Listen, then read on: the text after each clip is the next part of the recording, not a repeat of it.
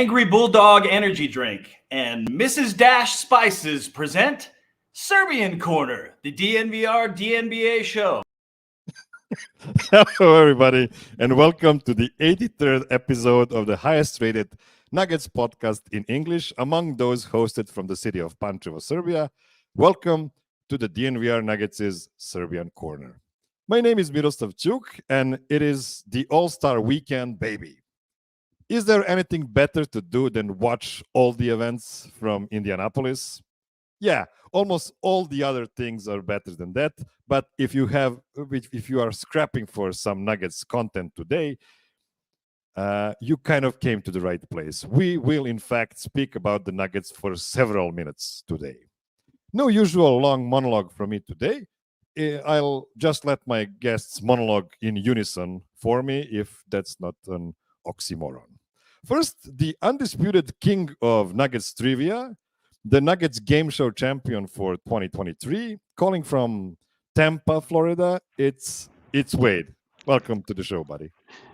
Hey, Miroslav. Thanks for having me. Appreciate the intro. Did I mess that up? You're calling from Tampa? Technically, close enough, I guess. Yeah, I'm with the in-laws for the weekend, so. Oh, good.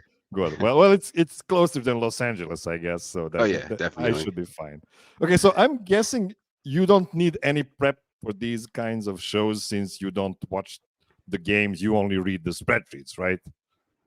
Yeah. I'm just a box score watcher. You know, I haven't watched a game in a good 10 years, probably. Okay, next, also a finalist in the 2023 Serbian Corner game show. He is a producer, a director, an actor, a brilliant comedian. I urge everybody to check his Funny or Die bit from some 7 years ago. It's on YouTube. Also, a Nuggets diehard. It's Mr. Andy Jewett, appearing on the screen for the third time tonight because I'm a bad producing. What's up? Hey, everybody. Thank you. I'm in my beautiful guest room. Got some visitors, so it looks like I'm coming to you from a Hampton Inn, but I assure you, this is my home. A little bonus for I don't know if this will fuck up my connection, but if you want to know, so better backdrop, that's where Christian Brown and Peewat and Strother live. Okay. And yeah. So just a little nugget. We're in proximity to nugget greatness in the mountains. Okay. So we are a stalker show today. That's really cool. And I know you were born ready, but how many hours did you take to prepare for this show? This is the least prepared I've ever been, which is not a way to beat Wade. Wade is what's he like? He's like the Lakers before the Nuggets, and I'm like the Nuggets on the come up. It can't be a rivalry because Wade always beats me in the last game. So I'm just I'm just excited for the All-Star Weekend festivities where they've got really great personalities like Kendrick Perkins and Gilbert Arenas and the guys who really know basketball. Richard Jefferson. They're all good. I can't wait for the handshake challenge brought to you by Ghirardelli Chocolates. I couldn't be more excited for the squat off between DeMarcus Cousins and Detlef Schrempf. It's going to be unbelievable. Who's going to do more squats? I've got Detlef. Yeah, you're right. It's completely diverged in that direction. Last but not least, from the Four Corners Nuggets podcast, an archer, a bowler, a dog whisperer, and one of the tallest Nuggets fans outside of Serbia, it's Ray Hackshaw. Ray, are you ready to rumble? You're muted. You are muted, so you are not ready to rumble. Maybe try to unmute yourself. Yeah, I'm actually now I'm ready. See, that's the difference. This one thing. But yeah, I'm super excited to be here. I have been meditating on the last couple of weeks, just trying to find some peace. Andy, I do have a question. There's not like a telescope in the other corner of your room, is there? Over here or over here? I don't know. I mean, oh, you mean to check out everybody? No, I was just walking my dog the other day, and I saw Christian Brown just drive in there, and then I saw P-Watt on the DMVR podcast. He's like, "Oh, we all live in the same building." I was like, "Oh, I put 2 and 2 together, guys." Dope. So that's all that's going on. I was just Yeah. trying to show you that I do have a better background. I just can't access it. Yeah. That's And then okay. I'll just be like a shadow, like anonymous, and you'll only see the sun. Yeah, that's right. And you're a pro's pro. You know you don't want to have any background. Yeah, this is a pro setup, obviously. Can relate. There's some Nuggets contraband shirts here for people visiting, and it's great. Okay, so before we get to the ruthless brawl, this battle for the title of the MVP of the All-Star Game show, let's dive in a bit into what we've seen in Milwaukee and against the Kings this week. I hope I won't bother you with that for too long. So in Milwaukee, the Nuggets had all of their guys, except for Jay Huff, who didn't play due to coach's decision, and laid an egg the size of 4 Adetokounmpo brothers combined. In the first half, Nuggets starters whose last name does not rhyme with Jokic combined for 2 of 18 from the field, and that was enough for the 16-point lead for the hosts at the half. To be fair, both Jamal and KCP left the game after first half due to injuries. So, Wade, that was their second consecutive blowout loss. What were your thoughts during the carnage and right after it? My first thought was they're a little banged up. They're defending champions. You know, it's the regular season, so I think that they've not bored with success, but they're kind of just waiting to have something to really play for. You would think that they would get up to play a team like the Bucks coming into town, but I guess not. So I'm just going to chalk it up to, you know, they're waiting for something more meaningful. Andy, do you have a different view? No, I'm with Wade. I think even since the earliest versions of this team, like where they realize that they're pretty good when they really coalesce and play really hard and play good defense and all those things, they sort of have always gotten bored in the late December through February portion of the season. And it's been sort of a theme, and even limping into the playoffs a couple times where they're just like, can we just please get to the playoffs? So I think it's pretty typical. The things that I liked from the last 2 weeks was the Lakers game could have been like a bloodbath. It was Kobe night, all that stuff. And that was like 4 games ago. And they got up for that and they dominated, or they didn't dominate, but they looked ready to play and the environment was intense. And then Kings, Bucks, Kings, they kind of looked like they didn't care. I thought it was really weird that Malone played KCP the last 2 games.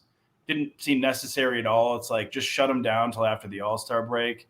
Let things heal. Let 30-whatever-year-old players relax. But I don't think the sky is falling. I don't know how much more we're going to go into it because I have thoughts on it. But I just also think probably would have been wise to like rest a couple guys. Because they're going to play the Kings again in like 10 days. It gets old. You have to play all these guys stacked up and you're sore as hell and you don't care as much about the games, but you've got to sort of get up for the games, I think. So Ray, I didn't watch this game live, and it was really difficult for me to make myself watch the entirety of it. Did you watch it live, or what was your impression? I did. I mean, technically, I was there. Technically, I was looking at the screen. Mentally, checked out. Had to rewatch it again. Mentally checked out again. Maybe had to do it a third time this morning. But here's what I've been thinking about, just in general with these sort of performances, is that I think there's a double-edged sword sometimes when you have a player who's as great as Nikola Jokic is. I think you see a similar thing sometimes with LeBron James even, is that it puts a lot of pressure on the other guys to perform well offensively, but in a very narrow context where maybe they don't always feel that LeBron kicks you a ball, you got to make it, you got to shoot it, you got to do this particular thing. I think same thing with Jokic. And he's so great. You know, sometimes you just want to pass him the ball and get out of the way. And that's usually fine until you lose a couple of starters and you need somebody to step up and maybe you want to put up more points outside of Jokic in the last, 10 minutes of a game. I think there's a lot of people not being used to that and not having to be relied on in that way. So I think it's just something that you got to take the bad with the good there. I'm not sure if there's a solution. So, Andy, do you have a theory on why Jokic shows up even in games like this one? Like, he recorded 8 assists even with that shooting night from his teammates. Yeah. I mean, I think, he has that reputation for not caring or not liking basketball that I think any of the four of us know is completely dispelled. Like he really does. When you're like that excellent, and also when you're that much of an athlete, people don't give him credit for being athletic or having endurance or any of those things because he's not jumping out of the gym or, he's not like Aaron Gordon or something. But he wants to play every night. I think he really does enjoy it. He'll do it until he's can't do it anymore. I think that's a good sign for us selfishly. But I think he doesn't want to go to Milwaukee and get his ass kicked by Giannis at all. He doesn't want to lose to Malik Monk and Sabonis. He wants to play. Now, to me, it's the only thing that's concerning is like the lack of focus by some of the other guys is a little weird. And even the young guys who, we'll talk about the bench, I'm sure, but like CB and P Watt and all those guys have incredible games and incredible upside. And at times they're like, holy shit, I can't believe we have these guys. And if you really watch those games, like, even if they get 4 rebounds in their 10 minutes, like they're not crashing the glass. There's a handful of things they're not doing. They're definitely defending with blocks and, hustling in other ways, but they're not, it feels very, to me, like those guys feel a little settled in.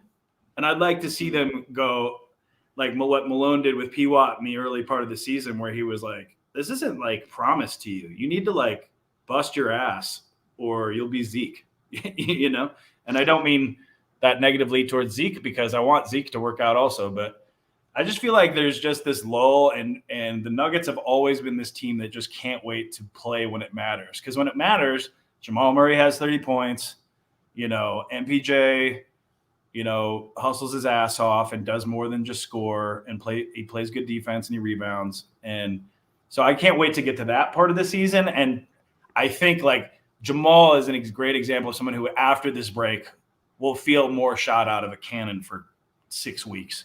And then right before the April, he'll lull it all off. And then the playoffs will come and then they'll be fucking shot out of a cannon again. Ray, it's like the contrast between Jokic and the other guys was so stark in this game. I'm not saying that Jokic had a great game. He had a pretty usual Jokic game over there. Maybe like a B plus Jokic game, but it's just and it connects to the other part is like these guys are real pros, real pros. Like these guys, all of them are top 500 players in the world. Like some of them way higher than that, of course, but I really feel these guys are undisputedly all top 500 players in the world. And yet you get like 2 of 18 in the first half. How is that possible? A lot of those shots were just wide open and nothing. Yeah, I would have to say some part of it is just rhythm and practice. Where are these shots that you're usually getting in the normal circumstances of a Nuggets game for some of those guys? I think for Justin Holiday, for example, he's not usually closing games. That's not usually a thing he's doing. And I think the same is going to be true for Christian. The same is going to be true for Peyton Watson. Some players, I think, are so seasoned that inconsistency doesn't really bother them. Like I think KCP is very much in that way that he could take 5 shots a game and he can still hold himself at a pretty high efficiency rate even without touching the ball all the time. But I think especially for young players who I think are going to feel a lot of that pressure, like I need to make this shot or people are going to boo me or I might, get not that many minutes next night or whatever it might be. I think guys who aren't as just rooted in their belief in themselves as, sticking in the NBA. I think it's harder for them. So wait, did this game look to you like the is it John Travolta coming into the room and like everything is there's nothing around him? Maybe a little bit, but I think that's part of why Jokic does show up to these games is like I don't think he cares so much about the win. I think he cares about, okay, like this is an opportunity for like I need you to believe in yourself when I pass you this ball that you're going to get this shot, you're going to make this shot. And I don't think he really cares, like I said, if they win or if they miss or whatever. He just wants to get people accustomed to making the right plays, even if it is the John Travolta meme of like, where's everybody? That's okay right now. He just wants to find them 2 months from now, 3 months from now. Yeah, I might have already spoiled one of the questions. Maybe John Travolta will appear in the rest of the show. Probably not, but who knows? A little Pulp Fiction, maybe? The answer is Papa John Travolta. I just want to mess. Can I bank mess that with answer you. for 20 minutes from now? Okay. Yeah. We'll see. So We'll see. So wait, what do you think? Is there a better meme maybe to describe what happened in Milwaukee? That's just put me on the spot. A better meme. Sorry. I mean that one's pretty spot on. You show up and you're putting on and doing what you have to do, and it's the results aren't there from your supporting cast. But like Ray said, I think Jokic is all about like the process of things and setting guys up and like just conditioning them to possibly be in those moments when when it really, really matters. If we lose a game to the Kings or to the Bucks now, but those reps that P. Watt's getting or Christian Brown's getting, that could pay off, when the time comes, because they'll be more conditioned to being in those situations, and the stakes would be a little bit higher. So hopefully, like they don't fall, victim to that pressure, but it's somewhere that they've been before, in a way, and it's cool to see that Jokic still trusts his teammates and he didn't try to just go bully ball and try to go for 50. So yeah, I think that's a good meme for it, but I don't think he's confused by it or anything. I think he kind of just understands, like, they're just not there yet, or the consistency is just not there yet, but it'll come. Yeah. Miroslav, can I ask a follow-up? Of course. If you don't mind. So, do you guys ever feel like, sometimes it feels like Jokic shows up to a game in second gear, but for him, second gear is still amazing. It's still 20, 25 points, 10, 15 rebounds, 10 assists, what have you. That other guys on the team, and Miroslav, maybe you want to answer this, other guys on the team show up and maybe also feel like they can be in second gear, and just for them, second gear is not, it doesn't hit the same. Yeah, and I think that's especially true on the road. I think at home we're like, 21-6 or whatever it is. And you go there and it's like everybody feels comfortable. Everybody knows what they need to do. They're locked in. They come out of that tunnel ball arena. It's a really hard place to play. When you go to like Milwaukee, they're 22-6 or whatever they are at home, or 21-7 or something. That Brook Lopez is in the right spot. Pat Connaughton off the bench is not doing a ton of offense, but he's distributing the ball on the break and hitting a three. And like those other teams, like Miroslav said, like everybody in the whole league is the top 100 players in the world. And if you're not like ready to go, you need to get up for Milwaukee on the road. You need to get up for a Kings game on the road, because like that's their house. And I do feel, Ray, like sometimes, like I saw them come out of the tunnel. I feel like it was at the Kings game, and I instantly knew, I was like, they're going to lose. Jokic looked focused, and everyone else was like grab-assing and whatever. And not that my playing days are any indication, but when we came out of the tunnel like that, it was like, oh, we're not just going to lock in once the whistle blows, or the ball tips. It's like you need to be locked in, or you're going to get L's in this league. Yeah, let's take a short break, and then we'll just run quickly through the Kings game before we get to the real meat of the show. Don't go anywhere. Okay, so versus the Kings, we got a perfect preview on Locked On Nuggets, where Matt Moore predicted the Nuggets winning comfortably, since the Kings were on the second night of the back-to-back, while Adam Mares was curbing his enthusiasm. The Nuggets played great, considering their starting backcourt was out, had a sizable lead at the half, kept it through most of the third quarter, and then they let the refs get under their skin, conceded 2 technical fouls in a row, and lost the big lead. They were up 4 2 minutes before the end, but then Harrison Barnes made a tough 3. MPJ got the 3-pointer you want, missed it. Then they tried something different. Justin Holiday taking shots you don't want, but he still missed them. So, also bad process, bad results. And on the other end, the sub-all-star level star, De'Aaron Fox, made 10 straight points, so the Nuggets lost a 3rd consecutive game. Wade, you can blame the shooting variance for this loss. It felt like only dunks and layups were going in for the champs. But was there something else that rubbed you the wrong way, especially in the fourth quarter? I think it was just a matter of they just didn't.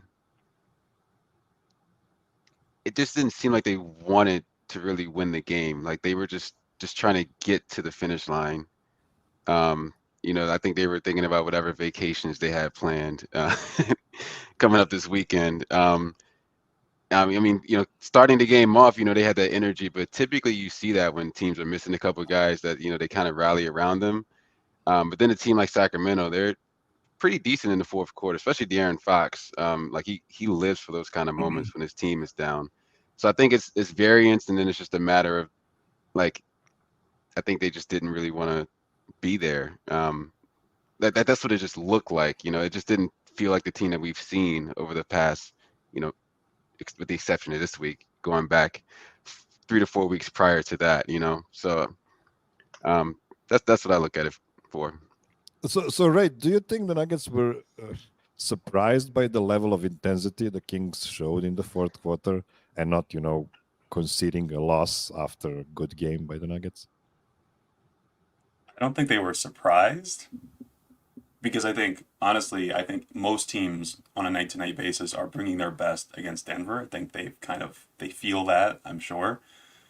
But with that lack of, I want to call it desperation, but there was a time when they hadn't done almost anything, and just making the playoffs was like everything for them, and they were a lot hungrier, you might say. And it's not to say that winning a championship and having that level of confidence is intrinsically wrong, but sometimes it's a Wednesday night in the regular season and they have the killer instinct of a vegetarian. Yeah, I feel like they just went to the mentally when they came out of that tunnel, and I was like, oh, we're gonna lose. It was like, it felt like to me out of the gate, like they're probably good for a first quarter. And they were. Like, Justin Holiday came out and contributed right away and all that stuff. But to put it together 4 quarters right before a break, you're about to go on, winter break at school or whatever. You can get caught up in checking out. And to Ray's point, when everybody's biggest game of the week is your team, if you're going out there already shorthanded without Jamal and KCP, and that's a different vibe than Reggie and Justin Holiday and whatever. And they're all good players. And by the way, Reggie's obviously been solid most of the season and all that. But the closing of fourth quarters, it's like they're at home. That's their house. They've got the beam. They've got the intensity of all these home fans and the loyal people that ostensibly the Kings are just a slightly smaller market version of the Nuggets. They've never really tasted any success either, or limited, and they're ready to have their day in the sun. And so they're going to bring it right before the All-Star break because they know they can exhale. Whereas our guys, I feel like we're looking ahead. Wade, for the second game in a row, Colin Gillespie played over Jalen Pickett, which is strange considering Calvin Booth was all in on Jalen since he gave him 3+1 deal this summer.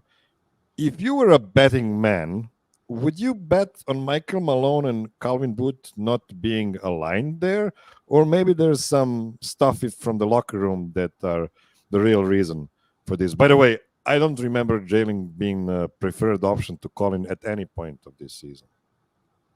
Um, I think maybe there could be they're not aligned in what they're looking for as far as the future goes. But maybe there is something that we just don't know behind the scenes, and Michael Malone's not going to speak to it. They're both little guards. Jalen's a little bit bigger in a way. It seems like you feel a little bit more comfortable when he is out there. But I just think it's maybe a preference thing. Maybe it's just like the difference isn't enough for Malone to see, and he maybe just has more trust for the guy that's been there, at least with the team, a little bit longer. So he's going to go with him. That's I don't think it's anything big or major because, in the long run, you don't want to see those guys out. Well, right now, you don't want to see a rookie guard on the floor, in the games that really matter. So, hopefully Murray is healthy and Jackson is playing to the level that we expect, and we don't have to worry about what that third string spot looks like. But I think it's just a preference thing. Andy, what do you think?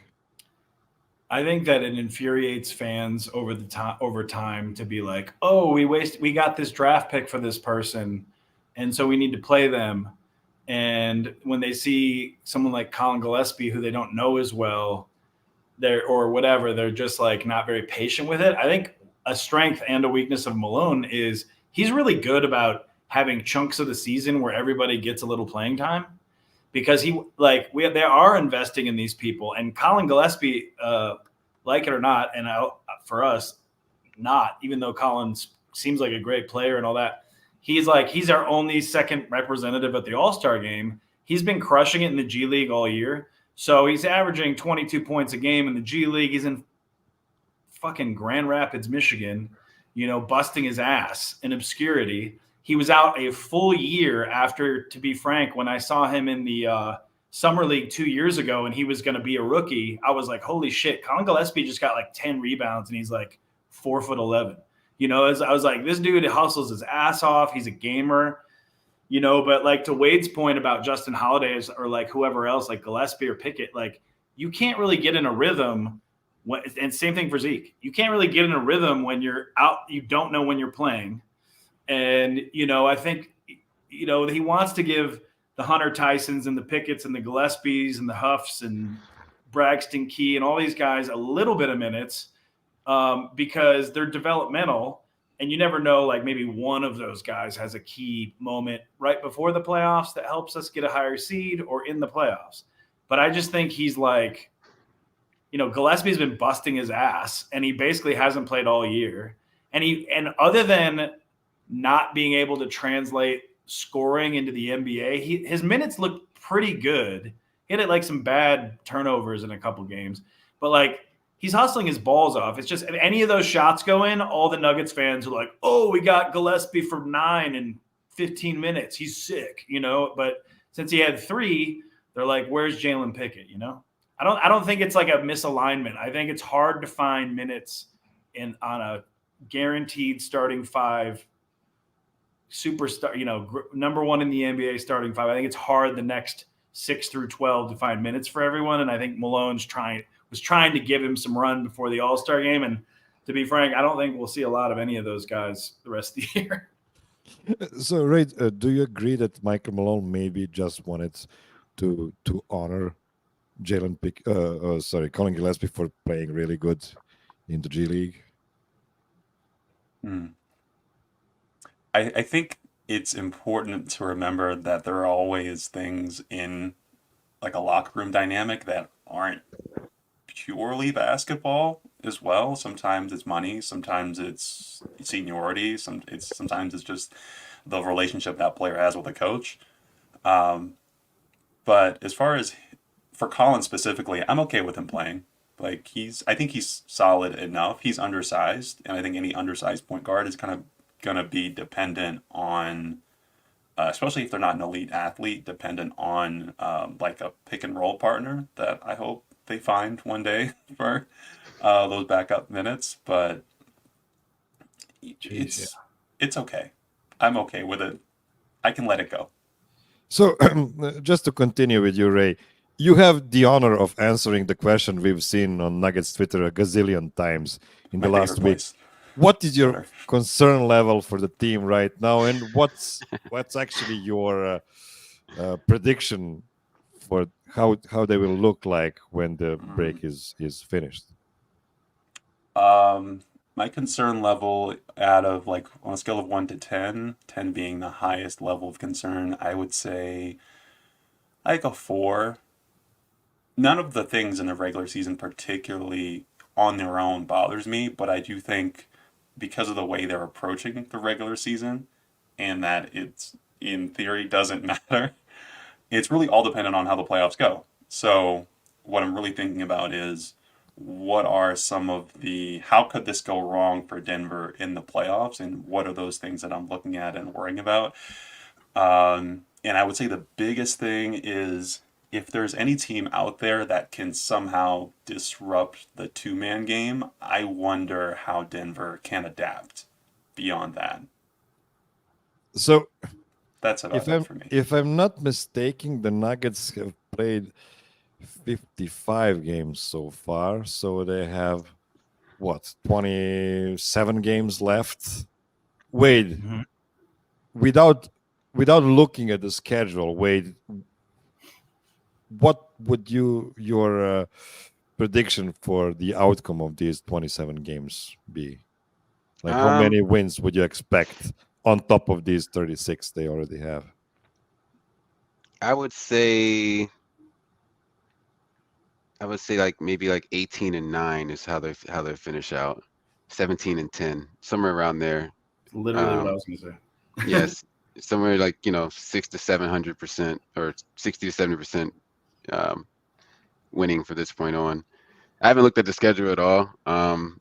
Yeah, but that I don't care about the seeding, but if they can just finish winning convincingly more than they lose and just have some sort of momentum going into the playoffs, then I think they'll be fine. Yeah, you're so good at math because I put you on the spot there. Like, that's a 53, 54 win pace, and they're actually on that pace right now. Andy, you have the scale introduced by Ray for the concern level. You have Wade's math. So play under those rules.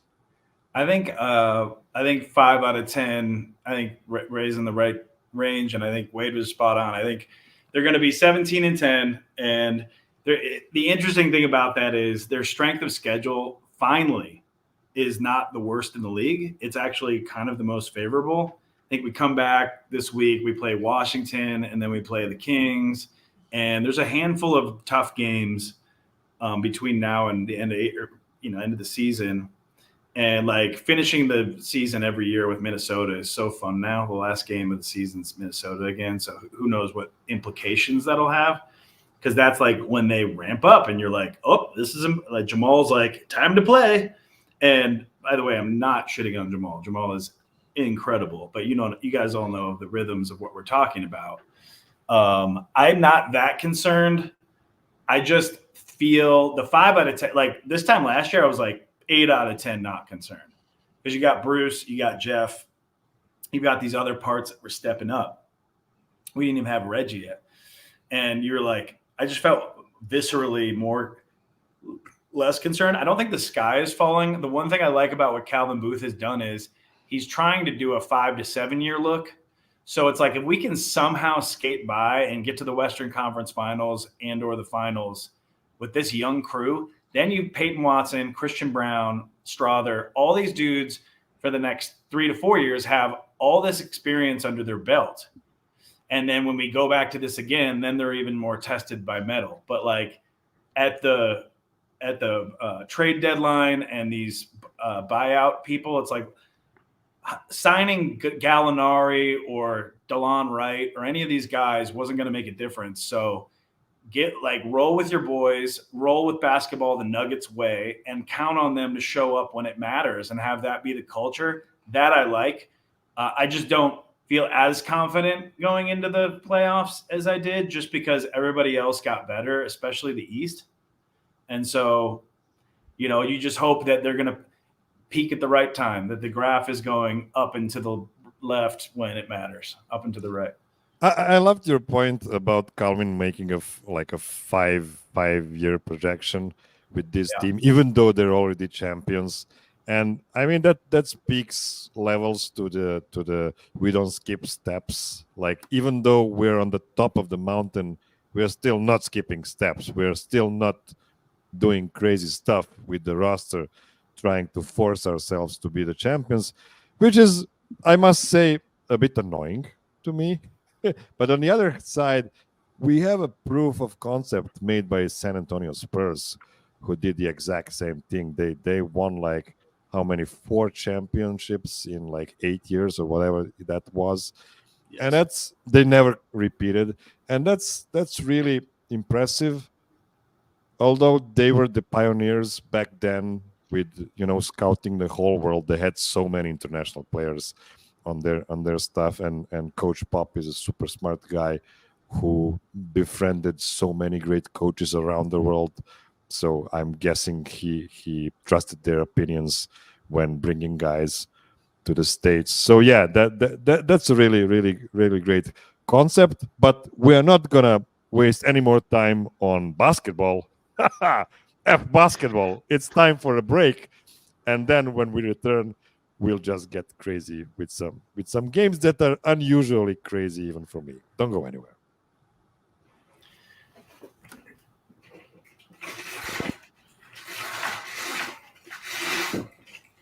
Lighting change. Okay, we are back. And it is time to bring in the old graphic. So, battle for the MVP of the All-Star Game show. So, before we start the actual game, this is going to be a bit difficult. Because the first game, you can actually have a pretty significant advantage if you choose first. So, or you get the first shot at it. So I'm gonna let you guys guess a number I have in my head between 1 and 20, and whoever is the closest to the 1 will get to be the first in the first game. It's so whoever wants to go first with their guess, and then I will tell you who is the closest. And I have it on paper, by the way, so I'm not gonna make it up. I'll go first. Yeah. 15. That's what I was going to pick. It is, of course, 15. But this is why Wade is a champion. He grabs his opportunity. So Wade knew that he needed to do it right away. Yeah, of course, it is 15. And since I've started with the number 15, I'll ask you a question about the first All-Star appearance of our God and Savior, Nikola Jokic, in 2019. I will list 12 Nikola's teammates from that All-Star game. Yes, there were 12 teammates because this was the only All-Star game with 13 players on each team, if you remember. And your job is to list the guys you think played the least minutes for Team Giannis. So if you guess a guy with the least minutes played in that game, you will get 12 points, for the second least, 11, and so on. And don't worry, it's an easy game to warm up our fragile brains. I will show you all of the guys that appeared. So I'm not asking you to remember who the guys were. So these are the 12 guys, and Wade will give his best shot at who played the least minutes next to Nick. Nikola Jokic, by the way, played something like 19 minutes in this game. Not great, not terrible. So, Wade, who played the least minutes? I'm going to go with Dirk as my first option. Yeah, this is why I said you really won the first place, the first shot at this game. That is correct, Wade. 12 points for you. Andy?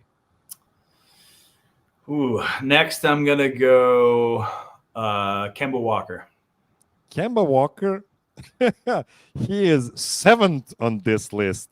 He actually played 20 minutes and 20 seconds, and I believe he was a starter in this game. That was the last time he was good. Because look at this squad, guys. So LeBron was the other guy, Giannis was this guy, and LeBron just fleeced Giannis on this draft.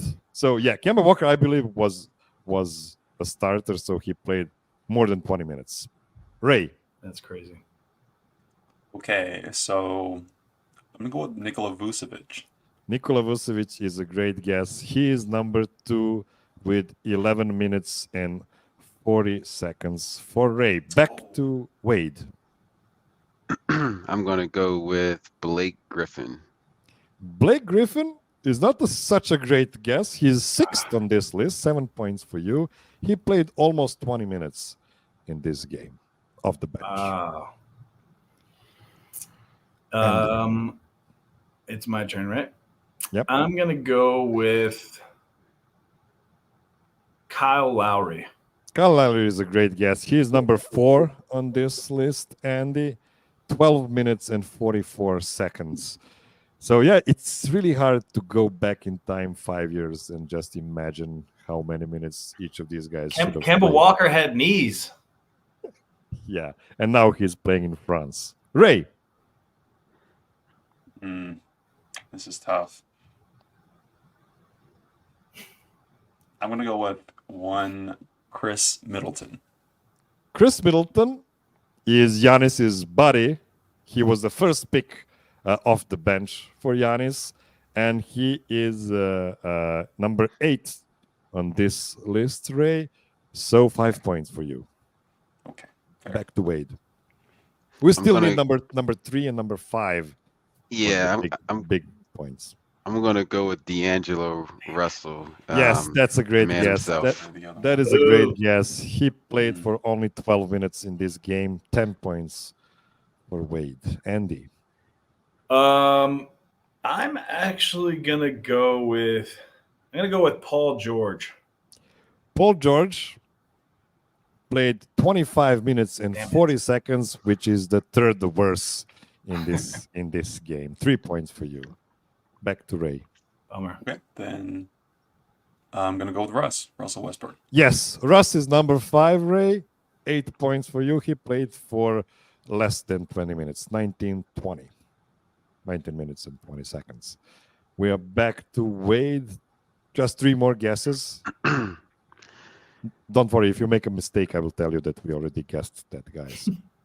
Okay. I won't be an asshole more than usually. I'm gonna go with the guy I hate the most in the NBA. Nah, I don't hate him the most, but let's go with Joel Embiid. Joel Embiid is the best guess out of the guys that are left. 4 points for you, Wade. Yeah, 23 minutes and 11 seconds. And Okay, and then this is two guys left. yeah. Even though Giannis was the captain, this was the height of Steph. So those are the only 2 left. So I'm gonna say Giannis played less than Steph. Yes, that's a good guess. And 2 points for you. 27 minutes and 9 seconds. So, Ray, you don't get to choose your last. Well, No? you're stuck with Steph Curry, who played for 29 and a half minutes. I'm just going to guess that Wade won this because he has 12 and 10 and 7 and 4 points. That equals a lot of points. That's 31. All right. What do I have, Miroslav? Yeah, you have 9 and 6 15. and 3 and 2. Once again, Okay. I have been shut out, but I did win. Yeah, and Ray had, if you want to count again, so Ray had 11, 8, 5, and 1.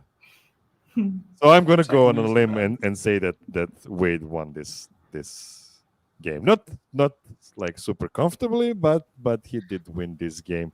This is why he is the champion of the game show so far. But we'll see. We'll see what happens. Let's take the last break, and then we have 2 more games to play at the end of the show. Don't go anywhere. Cool. Okay, we are back. So the winner of first game is Wade. So his award is to start first in the second game, which might and also might not help him. So the game is called Slide. Oh, so this was the list. Jesus. Okay, doesn't matter. So it's let me try to do it.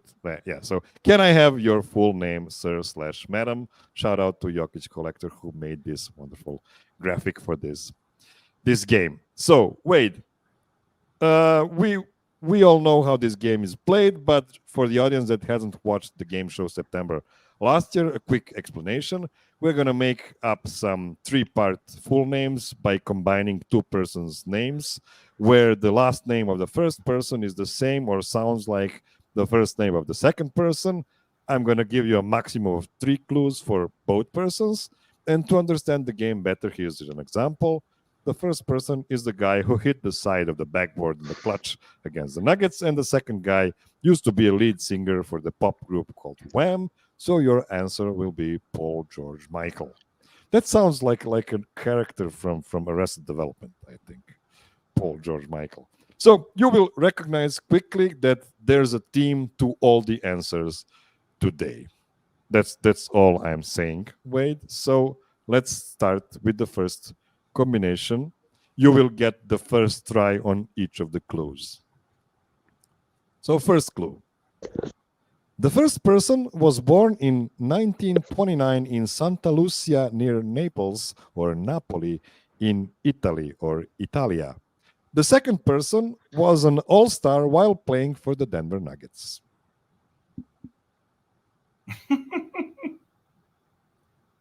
Wow, playing for the Denver Nuggets. Oh man. Yeah. So he was a Denver Nuggets all-star. And the first guy was born in 1929 in Santa Lucia near Naples in Italy. Yeah. I'm going to pass. Andy, any ideas? Oh, I mean, the Nuggets have only had like 10 or 15 All-Stars. So That's that true. narrows it down. But then the Italy part, I'm trying to think whose last name connects with the first name of a Nugget, right? Yeah. Yeah, that's the part that I'm having trouble with. I'm going to pass for this round. Smart. Ray?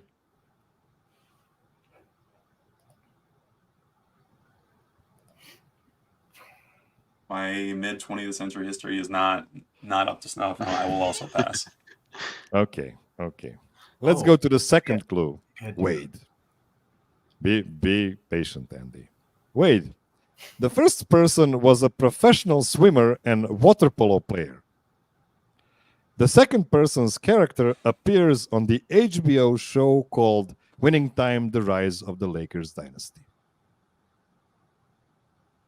It's so messed up. I'm sorry, guys. Jeez. Yeah, this is a setup. This is cruel. You know, luckily I was able to win the championship despite losing every single time we played this game. That is true. And Andy was always the champion of these games. Unfortunately, it's never the last game. Yeah, Why would it be? I'm going to pass. Okay, Andy, any ideas? I About have a guess that I'll try Okay. because it feels right, but I'm struggling with the origin country and the water polo and swimmer part. Yeah. But I'm going to say Larry David Thompson. That is incorrect. I believe we already had that combination Okay, all right. last year. Yeah, but I'm kind of, I do have a lot of, years on my passport, so it's possible that I will just repeat something. Okay, Ray, any ideas from your side? I have some theory about the back half, but I'm still Same. yeah. Okay. No, I'm not professional swimmer, Okay, water let's polo wait knowledge, for the great. I'll third pass. and the easiest clue. Wait, I'm not saying it's easy; it's the easiest of the three. So wait, the first person starred in 18 films together with his movie partner Terence Hill. The second person was an all-star in the ABA League in his only season on the Nuggets in 1970 as a rookie, but then became a 4-time All-Star with the Seattle Supersonics? Oh, the name that I had in mind is no longer the Nugget at this point. But then, yeah, well, actually, they should have on Winning Time. Wow, that's Damn, like ABA Nuggets. That is right. All-Star 1970. Yeah, last Woo. year of ABA Nuggets. Were they the 1970. they were the Rockets then? Yeah. No, I believe that's like the first season they've been called the Nuggets, I believe. Somewhere around there, yeah. Yeah. So he was a rookie. He was a rookie. Already an All-Star as a rookie. Well, it's ABA, so it's not that hard. But look at the first part. 18 films together with his movie partner Terence Hill. So this guy is not only a swimmer and water polo player, he's also an actor. Yeah, but born in 1929, it sounds like he's an old actor. And my movie knowledge is very minimal, especially if we go past like the 90s. I have no idea. I don't even know who Terrence Hill is. Like, maybe if I seen a face, I would know. So I'm. Yeah. Andy. I'm struggling on both. Yeah, sorry, go ahead. I'm going to give you one more piece of help because I kind of think you're the only one here that might guess this because this is super hard. So Terence Hill, he is also an Italian guy with an American name. Oh. So the guy we're looking for also has an American name in the game. Yeah, and I'm thinking like the swimmer and water polo thing is throwing me off because it was so long ago. It's like what are we talking about? Because and no one I'm landing on has a last name that could be a Nuggets first name. That's my main problem that I'm struggling with. But once you say it, it'll be like, oh, obviously he's Italian. I'm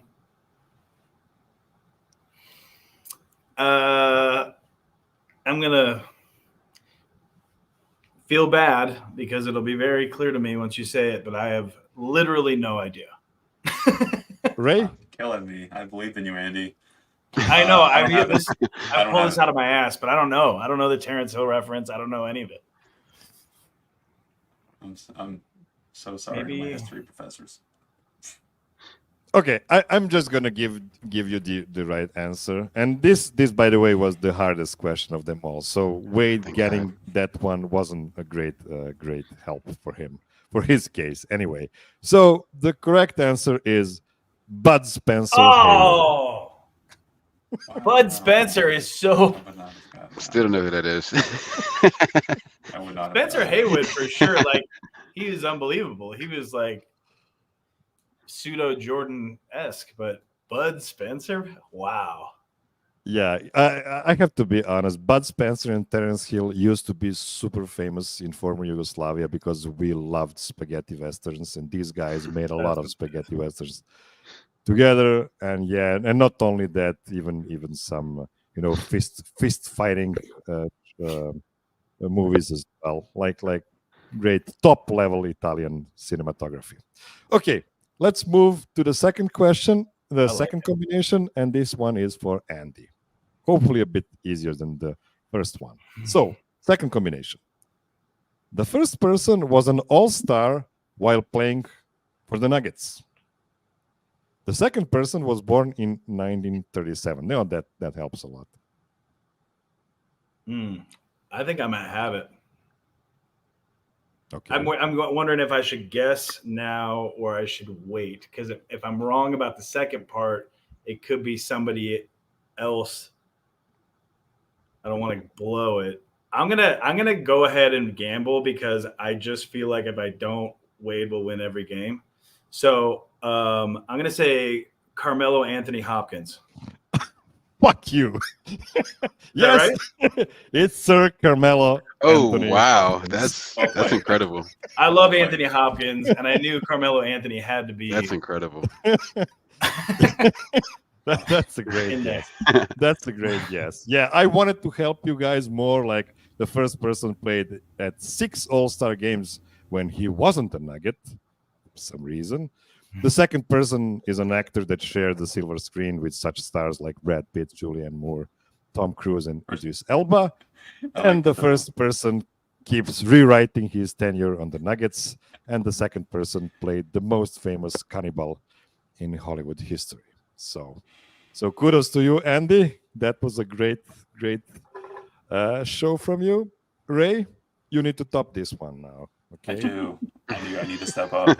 So This is my third Jamal Murray combination, moment. Ray is starting. The first person was born in London, England in 1963.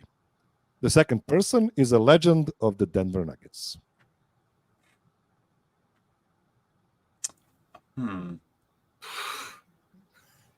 I think I have the second one, but You've got the legend of the Too many Denver Nuggets. legends. I'm feeling it, yeah. But too vague. I'm gonna pass for the first option. Wade? Oh yeah, I'm gonna pass as well. I was waiting for the next the next clue. I will also pass. Oh, so you don't know all the people born in London, England in 1963. Okay. No. Second clue for Ray. The first person's born name is Georgios Kyriakos Panayotou. The second person was an assistant coach for the New York Knicks, Cleveland Cavaliers, New Orleans Hornets, and Golden State Warriors. What? It kind of changes it. I don't know. This person's born name was.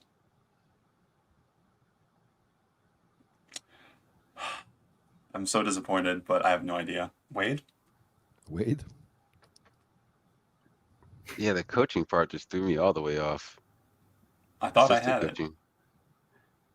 I mean, I still don't know who the first person is at all, but I'm So gonna it's pass. a guy born in England in 1963, but It's has a Greek man born in England.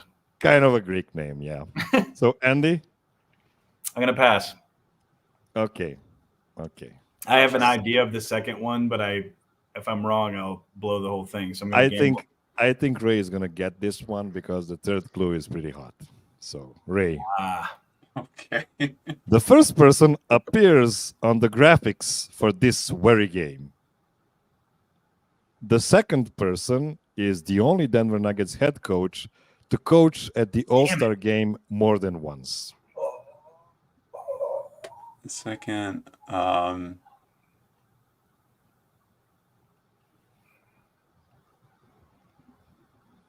is it? Wait, what? I'm trying to word arrangement. The first person appears on this graphics for it.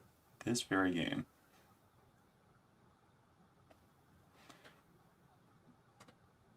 Huh. I should have guessed. The only Denver Nuggets head coach to coach at the All-Star game more than once. I feel like it's. Oh my gosh. I think I'm panicking a little bit. This is what the game is for.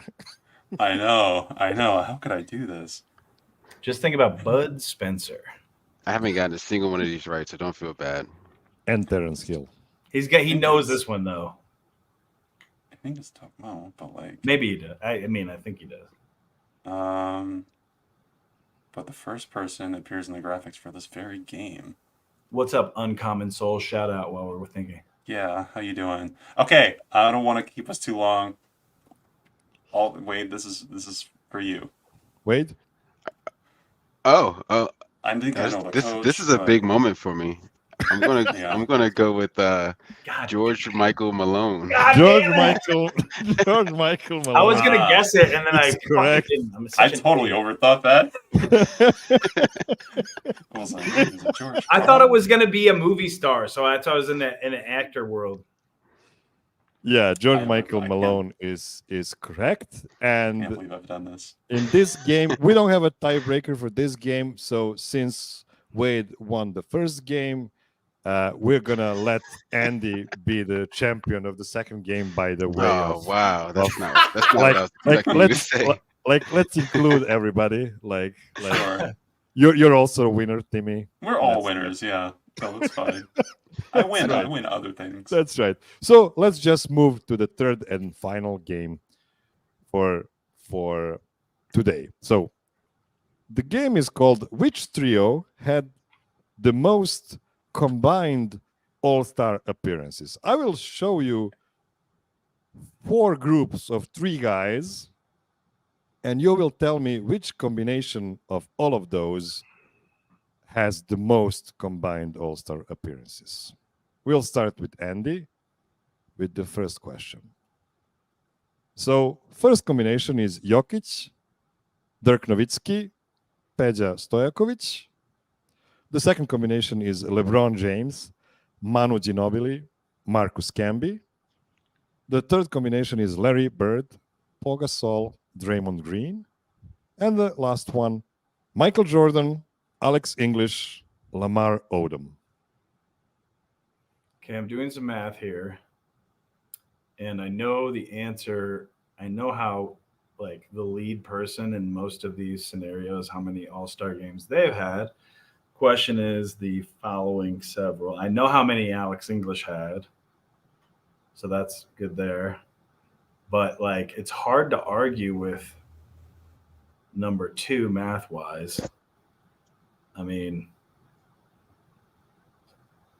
but then it's like how many All-Stars did Lamar Odom have?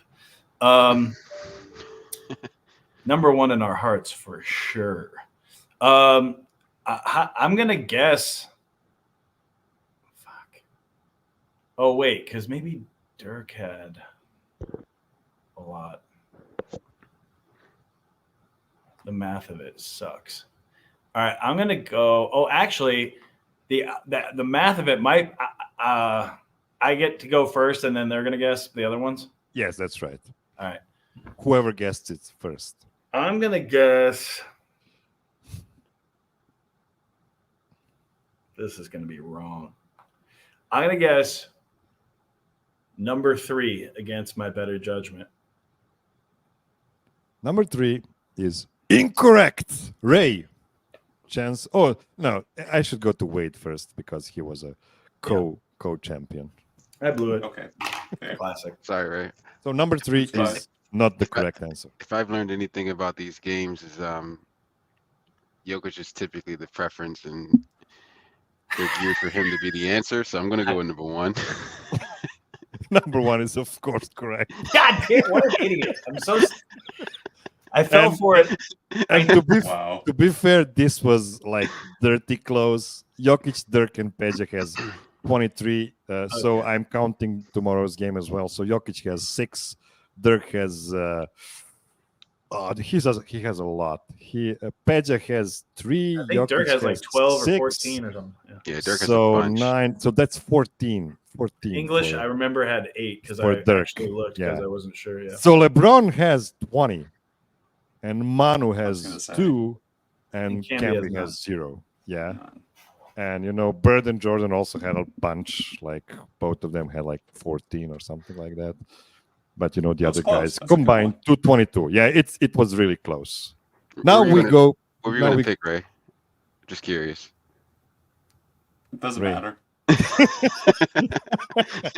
LeBron jumps out at you. You're like, oh, LeBron's It got does, 20. it So that does. has Oh to be the yeah, answer. 20. Yeah. It was Then you attractive. go, oh, well, maybe But mine, I was Durant a has bit 15 and surprised. Powell has 6 and Draymond has 4, but that's not. Yeah, Manu had only 2, and that's actually wasn't fair. Like Manu was. yeah, a I was gonna say Did 2. Odom I'm have not 1 gonna or lie. 0? Odom had, I believe, 0. I picked I think it was. Camby and Yeah, I don't think Odom he like had 2 any. guys with 0s, but with pretty good, resume just as a decoy. It's like LeBron's So, yeah. got like 4 million. Mine Mm. should have some. Okay, it is time for Anyway. Wade's question. Again, 4 combinations, same question. First combination: Kareem Abdul-Jabbar, Wilt Chamberlain, Yao Ming. Combination 2: Tim Duncan, Shaquille O'Neal, Allen Iverson. 3: Dwayne Wade, Chris Paul, Kevin Durant. And fourth combination, Elgin Baylor, Charles Barkley, Kobe Bryant. Wow. Just, I mean, yeah, these are very, very close. Just off first thought. Yeah, there's actually no way to guess this. Yeah, like unless a unless lot. I studied all of the All-Star appearances prior to this, but I'm gonna go just off my gut. I'm gonna go with number 4 because Elgin Baylor was a monster when he played, and Charles Barkley had a good career, and Kobe has like 15 or 16 appearances. I'm gonna go with number Yeah. 4. Kobe had a lot of appearances, more than 15. Yeah, maybe I'm more. pretty sure Yeah. of that. Yeah, but Elgin Baylor actually had quite a short career. So that is incorrect. Ah, dang. We're going to Ray now. Okay. Oh. Number 4 is incorrect. Wait, why do we go to Ray next? It's fine. For the vibes. And I think I The am going vibes. You're gonna be second in the next question. Come on. I'm gonna go with number 2. Number 2 is correct. Wow. go. Look Tim how Duncan, close that Shaq, and is. Allen Iverson, 41 appearances Wow. at the All-Star game. Actually, all of these guys, I believe, are in like top 25 of most games in the All-Star games. Yeah, but Duncan, I think Duncan had like 15 or something like that. Shaq had like 14, and Iverson also had a bunch. So yeah, this was also very close. 41 for the second combination, 40 for the first and the fourth one, and 39 for the third one. Okay, now we go let's go. to Ray, and this time it's a different question. It's not the number of games played, All-Star games played. The question is, who combined for most free throw attempts in All-Star games? You're going to get 4 combinations of 3 guys again. And all of those, I guess, 16 guys are in the top 25 of players who attempted the most free throws in All-Star games. So, first combination, Magic Johnson, Kobe Bryant, Allen Iverson. Second, Dominique Wilkins, Hakeem Olajuwon, David Robinson. Third combination is Dolph Shays. Dolph Shays, Bob Cousy, and Moses Malone. And the fourth combination is George Gervin, Paul Arizin, and Hal Greer. Number 3. Incredible! What a win for Ray. Comeback season! Let's go! What a win. And it's not particularly close. These 3 guys combined for 168 free throws attempts. I have no idea how many they've made of those. The other combination was Dominique, Hakeem, and Robinson, 147. I guess it's because we have 2 centers there. But what's most interesting to me is that Magic, Kobe, and Iverson combined for so few free throws. It's because the games are just not as serious as they used to be. Yeah. It all Right, makes that's sense what I would've because in the 60s and 70s, actually people's sexiest man alive was free throws. Yeah. So that makes sense. America didn't have computers. They didn't have anything. But, man, we loved those free throws. Okay. So Ray is officially the MVP of the All-Star game show. But, Oh my gosh. Wow. but before I we made go out, Wow. I made it. I made sure that we get the winner in case there was a 3-way tie. I have another question for all of you guys. And it's just, just for fun because Ray is already the champion. So the question is, and you can scream your answer as soon as you have it. The first one that gets the closest answer wins. The question is, in 1975-76 ABA season, by the way, you were right, Andy, about the 1970 season. It was the Denver Rockets back then. So in 1975-76 ABA season, the Denver Nuggets, that was their name then, had the most All-Star players ever. How many players represented the Nuggets that year at the All-Star game? By the way, it was the ABA All-Star game. 5. 3. Okay. I'm going Wait, 4. 3? And Yeah, I you said say 3. 4. It's good that we all have different answers. Yeah, 3, 4, and 5. Yeah, and the guy that was closest was Andy. 11 11? All-Stars. 11 What's up, week Quad was this? Terry? All-Stars. in Yeah, see, 1975. only could remember 3 of those names. So 76. I'm not sure Wow. they had more than 11 guys on their roster, man. Like, wow. What was that? Byron That's Beck, crazy. Roger Brown, Jimmy Foster, Gus Gerard, Dan Issel, Bobby Jones, Ralph Simpson, Claude Terry, David Thompson, Monty Tau, and Chuck Williams. 11 All-Stars And at Jamal the can't get in, huh? 1976. we'll beat that next year. It was also the team that did the most Quaaludes all time at the All-Star game. Yeah. So Huh. I guess That's an era. Andy won the NBA Cup of today, and Ray won the Yeah. championship. So yeah.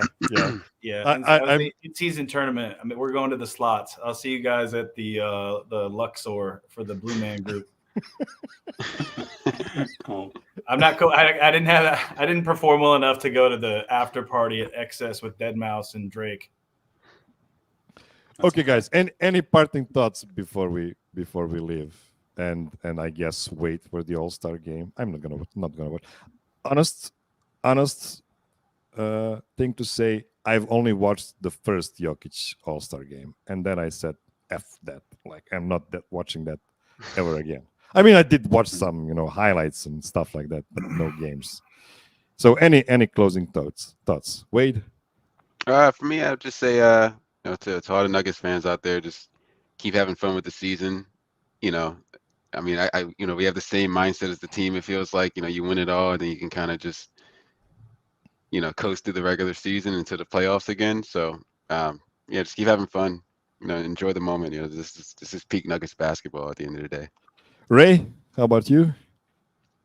I would say take this opportunity to, find some inner peace in your life, be with your loved ones, and gird your loins for what is about to be maybe a little bit more of, what's happening. Okay, Andy, I'm not going to let you do the closing thoughts. I'm just going to ask you to say something really random while the graphic for the end of the show rolls out. Cool. I think the NBA should do a rock and jock basketball game with terrible stars from music and television shows and give us what we want. Show us Joey Lawrence and Mark Paul Gosselaar dunking the ball. Goodbye. That is what we want.